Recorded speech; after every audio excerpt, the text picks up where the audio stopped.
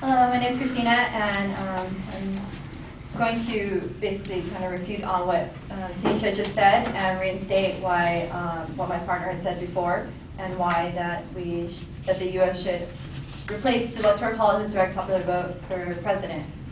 Now, just to recap again, the main points were: 1, the possibility of electing a minority president; 2, the risk of so-called faithful electors; 3, the role of the Electoral College in depressing voter turnout; and 4, its failure to accurately reflect the national popular will. Now, going back to the first point where she said it's only happened only 4 times in such a little amount, a percentage of it. But when she did say that in John Quincy Adams, when he was elected, that it was actually thrown into the House of Representatives. Now, if we already have if there was a dispute with the direct popular vote, we could just throw it into the House of Representatives. Why do we need 2 other electoral colleges to do that too, that dispute? So if we already have this, then why do we need that as well? Now, the second point, the risk of so-called faithless electors. When this had occurred in George Edwards' novel of Why the Electoral College is Bad for America, there was a faithless elector, Irwin, who listed his occupation as slave labor for the federal government, and he explained his action on national television program.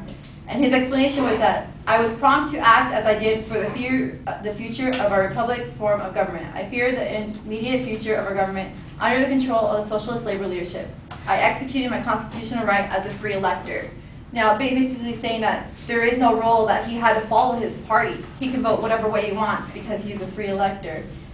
Now, there is, from archive.fairvote.org, it tells you that in regards to faithless electors, 21 states still do not require their members of the Electoral College to vote for their party's designated candidate.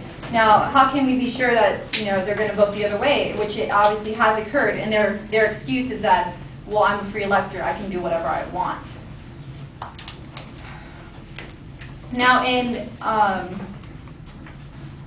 from the Electoral College Crisis Avoided by Judy Crescenta, she writes that in Nevada, the electors are chosen by the 2 majority political parties with the knowledge that popular victory for the Democratic Republican candidate will determine which party's electors cast their votes in the December of this year.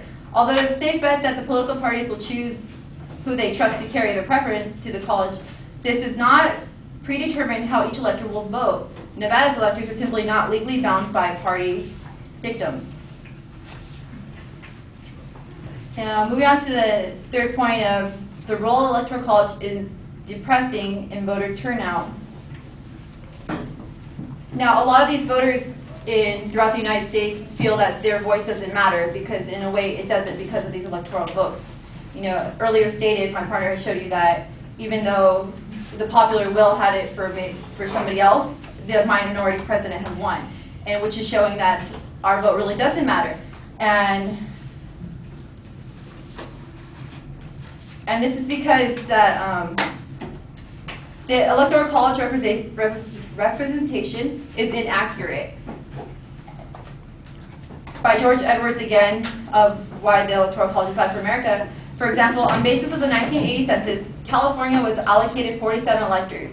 The Census Bureau estimated for California population in 1998, however, would have translated into 54 electors in the election of that year. That just shows the difference of, because of the time frame, the difference, because it's every 10 years, that there would have had more electors or less electors. So it's inaccurate to represent that those electors are the actual population of the nation, and it suggests that the popular will. And when it's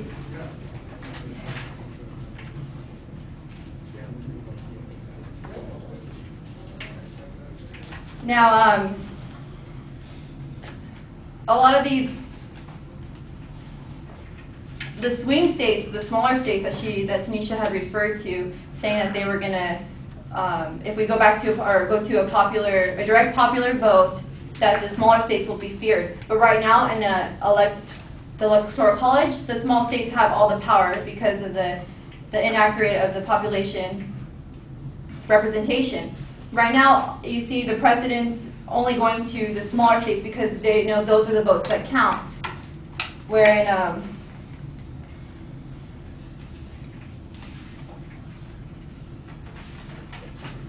recently from George Edwards of the Why the Electoral College is Bad for America. In the most extreme case, for example, as of 2003, an electoral vote in Wyoming corresponds to only 167,081 people, while one in California corresponds to 645,172 people. The typical citizen of Wyoming then has an average 4 times as much influence in determining an electoral vote for president as a typical citizen in California.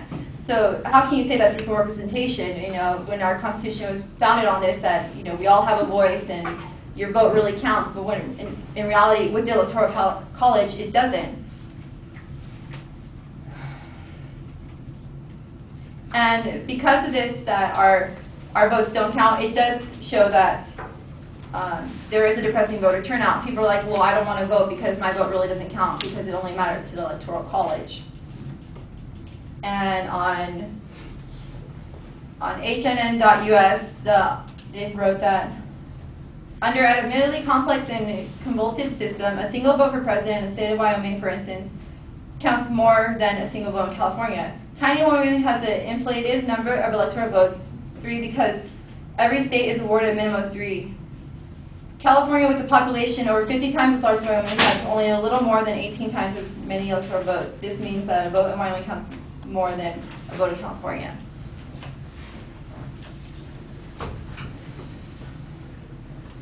Now, in addition to everyone thinking that their vote doesn't count, there have been other people who have agreed that the Electoral College should be abolished.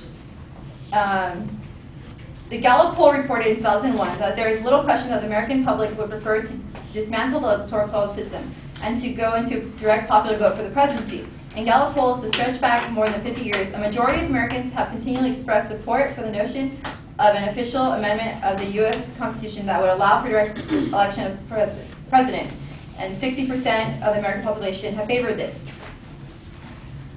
And in addition to just that, we also had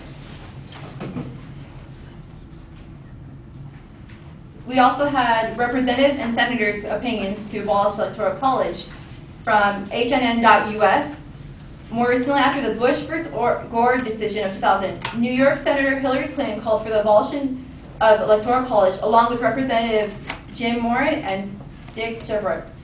Independent presidential candidate Ralph Nader has also added his voice to those who favor popular vote. So, in conclusion, through these facts of proving the possibility of minor electors, the risks of helping split electors, and the personal opinions of senators, representatives, and the population, it shows that we want the Electoral College to be replaced with popular